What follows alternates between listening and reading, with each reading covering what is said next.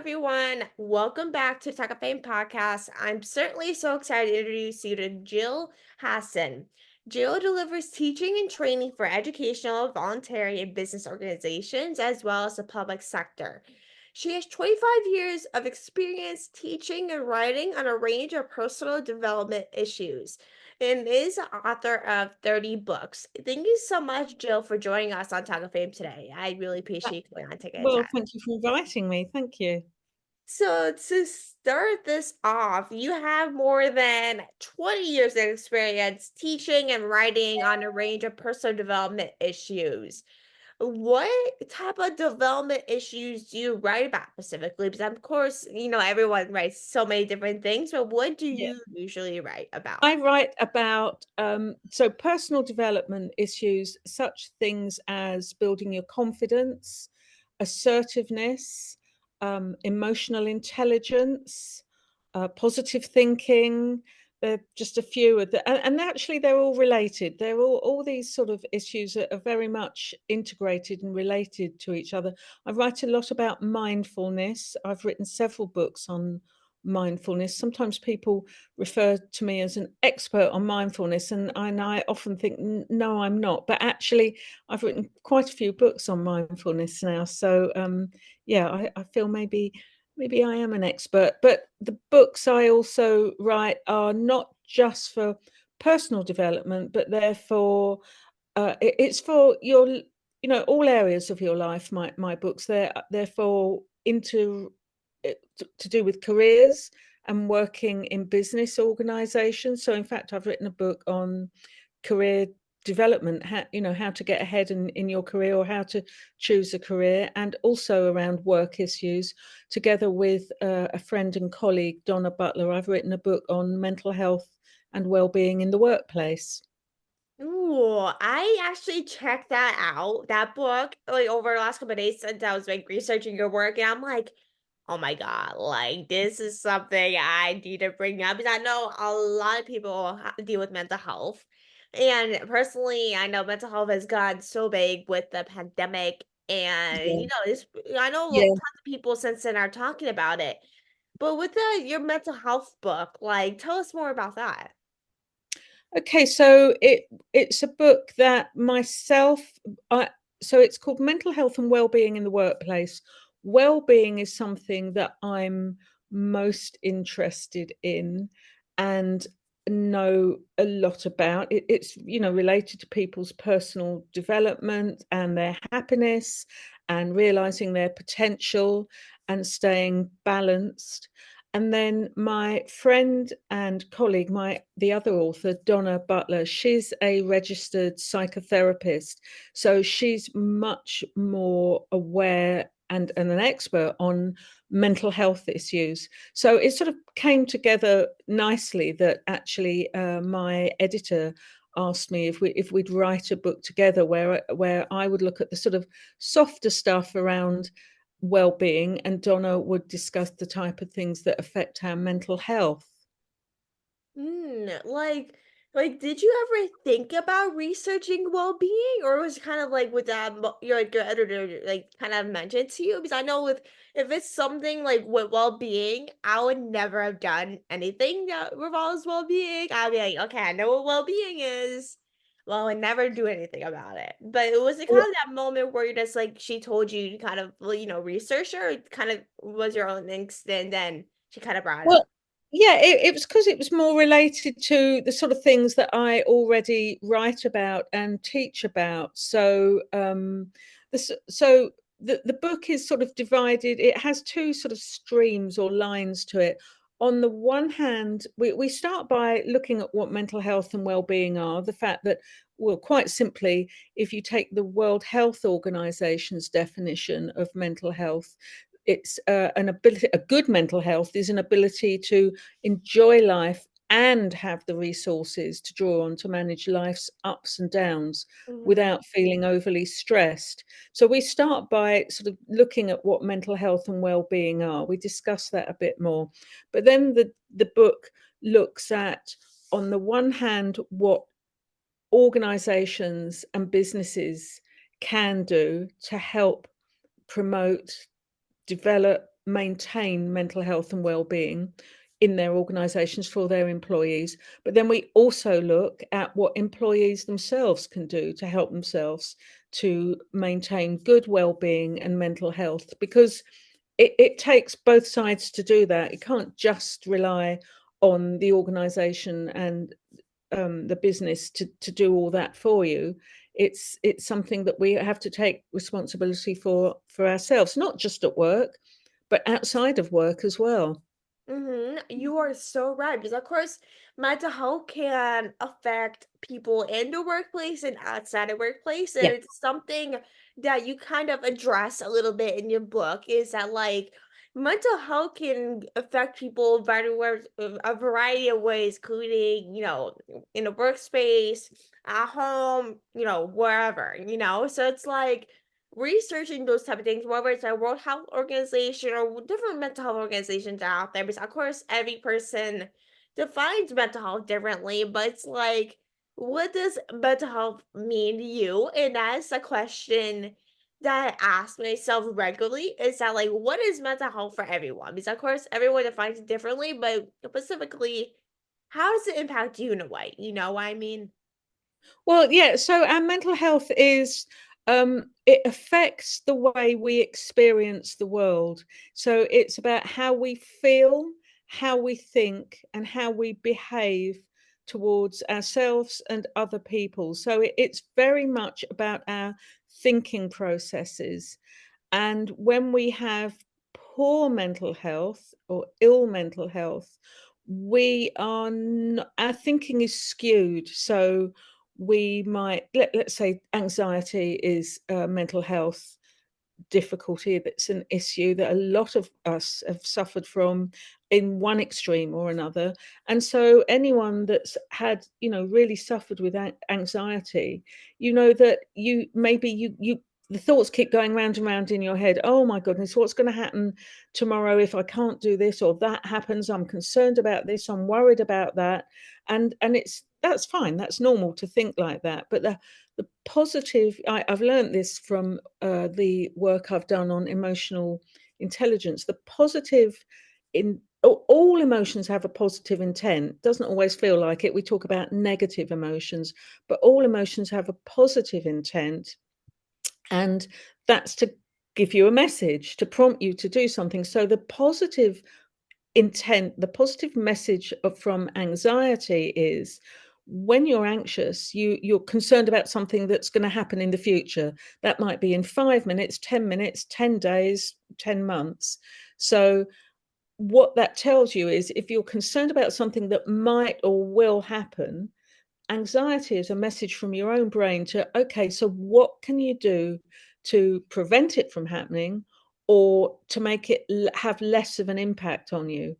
But when anxiety overwhelms us and becomes a mental health issue, we just get stuck in it. We get paralyzed with all that. Oh God, what's going to happen? I don't know what to do. I'm really worried. Oh no, I'm not going to go there. I'm going to have to stay in. So it's when that's an example of how our mental health, our way of thinking can impact on how we feel, how we behave, and how we live our lives. And it can be, as we all know, when we're, again, take anxiety, when we're overwhelmed with that, it can have a really negative impact on our lives. It really could, because as someone who deals with anxiety on a daily basis, everything you basically said is well spot on. Is like so of course when I'm dealing with anxiety, I'm not sure if it's say for everyone else's, of course everyone's different. But when I'm having anxiety, whether it's, finding a job or, an interview or something, my mind sits on it. My mind sits on it until it actually happens. And then I just sit in a bubble where I'm just like, nothing matters to me besides this.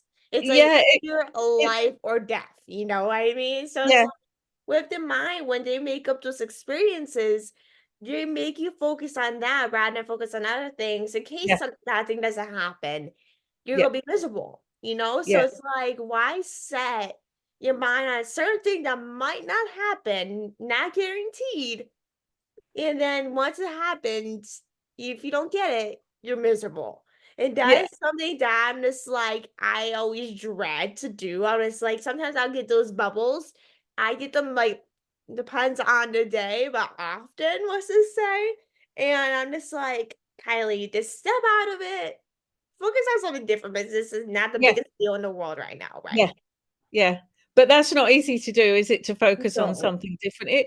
It really I mean, we can do that, but it takes a huge amount of effort, and the more we get anxious, we create neural pathways in our brain where that just becomes our default position, where, yeah, my mother was like this. She was anxious about things all her life, and even when there was nothing to be anxious about, somehow she'd managed to find something because those sort of pathways had been trammeled in her brain. So yeah, it takes a lot of effort to we all get told snap out of it or something like that, but and that's not helpful at all. But actually, that is what we're having to try and do for ourselves. But the more that you can learn and understand about mental health and mental health conditions, it's so helpful. So yeah, understanding a little bit more about how our minds work, about how our emotions work, finding strategies and ways to deal with difficulties that we might be having with our mental health, getting support and help, that's really important as well. And that is honestly a great topic that I'm glad you brought up. Is as of course with someone that deals with anxiety, I'm always the type of person that hates asking for help, even if it's in bad situations. You would never see me asking for help. And with getting maybe therapy or some things, I literally just had a discussion with a family member this morning about this sort of thing. It's like you should, even if you're in one of those situations where anxiety or depression, either one, it leads you to those mental well-beings for that sort of things. Therapy or journaling or something could be a huge help Yeah, for yeah, certain people. And with asking for help, that's something I absolutely hate doing. I'd rather pay $1 million than asking for help. I know that's horrible to say, but it's so true. But it's like I know some people are the same exact way that they hate asking for help. They'd rather be alone, figure it out on their own time rather than asking someone to help them on certain things. But it always, it changes for everyone. But with mental health, people can be very sensitive to asking for help as everyone likes to, be everything for a certain person, and it's just too much for something for someone to handle. So it really could develop so much for a certain person depending on how much they could take in. yeah, yeah, absolutely. I think, one of the reasons it's not easy always to ask for help is, first of all, mental health is still a taboo subject. It's not something that people really it's got better over the years. Definitely people are more open about mental health and it's talked about a lot more, but it's still something that people don't want to own up to, that they're, if they've broken their leg, they'll say, I broke my leg, and everyone says, oh my goodness, how did you do that? So when we've got a physical problem, often it's fine to talk about that, but when we've got something broken in our minds, we there's a taboo about it. And I think also because you often don't understand it yourself, what's going on. And so you can find it difficult to articulate to somebody else in what way you're struggling. So often we might think, I can't say that it's different if you've had a diagnosis. But then, even then you might think, I just don't want to discuss it. I want to keep it private. I want to struggle on my own. But it's up to each of us, isn't it? And it depends what Mhm. support and help you've got out there. There's some fantastic organizations. I think the main one that you have in America, let me think, what's it called? It's called Mental Health America. That's it. Mhm, yeah. Um, MHA national.org. They have some, like the same organization we have in here in the UK. We have an organization called Mind. Mm, That's mind.org.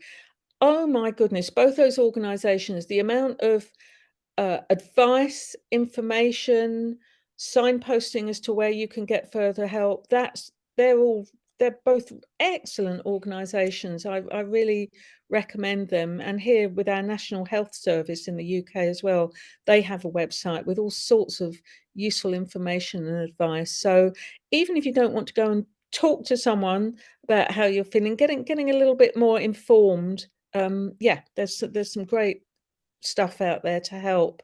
Ooh, I have to check those organizations out because I never heard of those organizations before, so I had to look into those organizations.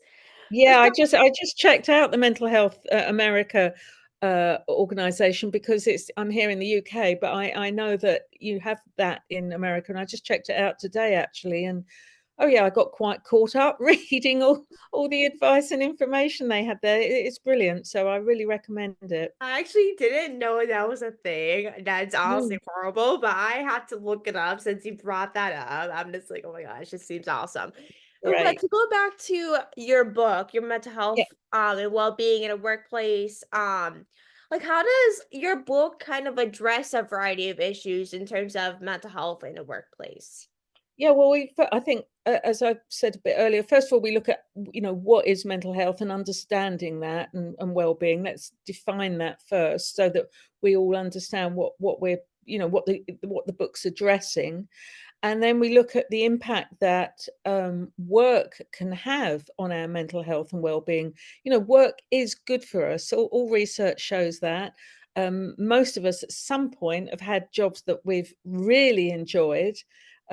So yeah, we know that work can be great, but most of us have had jobs and been in workplaces that we really have not enjoyed. So things like a poor working environment, unrealistic deadlines, poor communication, poor relationships with your co-workers, having too much responsibility, a lack of support. These are all things that can impact on our mental health. So we look at that in the book, and then we move on to how organizations and managers at all levels and organizations of different sizes can help to improve and maintain mental health and well-being at work.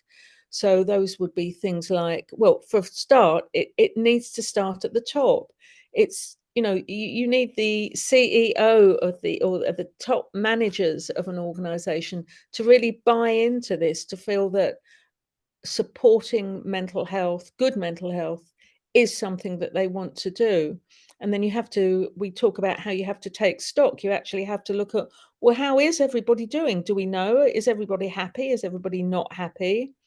You have to talk to staff about what's going on. So we have a range of ideas and information about in the book about how to improve and maintain mental health at work.